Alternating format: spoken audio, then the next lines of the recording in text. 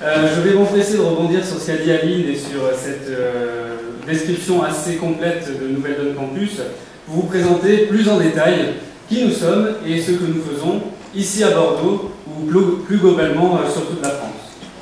Donc vous le savez sans doute pas, mais Nouvelle Donne Campus, c'est un mouvement récent qui, comme l'a rappelé Aline, a été créé il y a seulement quelques mois à l'occasion d'une convention nationale à Nantes en novembre 2014.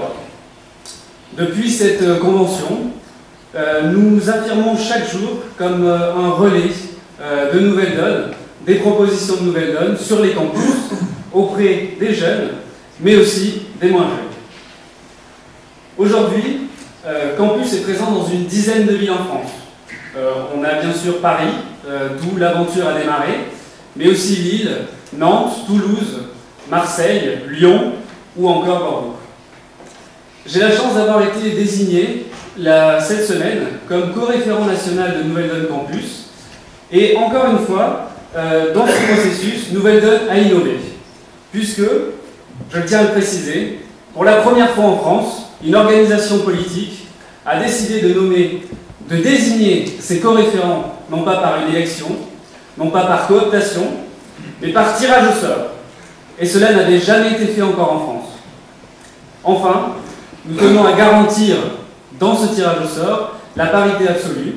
D'une part, une parité avec un homme et une femme, donc en l'occurrence ma binôme de Nantes, qui est Fanny Helot, et ensuite une parité territoriale, puisque l'ensemble, les deux co-référents ne peuvent pas être désignés dans un même campus d'origine. Enfin, je conclurai par un petit clin d'œil à Éric Zemmour. Et oui, à Éric Zemmour qui aurait dû être ici ce soir en conférence, mais que nous avons réussi à exclure. Et honnêtement, c'est déjà l'une de nos plus belles victoires. Autour d'Emma, on installe des bancs, et donc on permet aux enfants à la tombée de la nuit de pouvoir réviser leurs cours sous les lampadaires. Donc avec une vision très européenne, on peut se dire que c'est scandaleux de voir des enfants travailler sous des lampadaires, mais quand on est dans une situation d'accès à l'électricité qui est très, très défavorable, vraiment ça change la vie de ces enfants, et de manière globale ça change la vie des gens.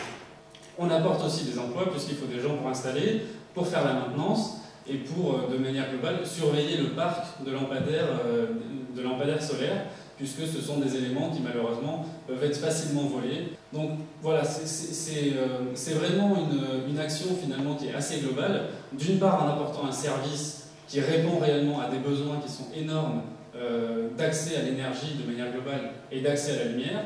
Dans une autre partie, on apporte aussi de l'emploi et on crée finalement de la richesse localement, ce qui est nécessaire dans des situations d'isolement très importantes.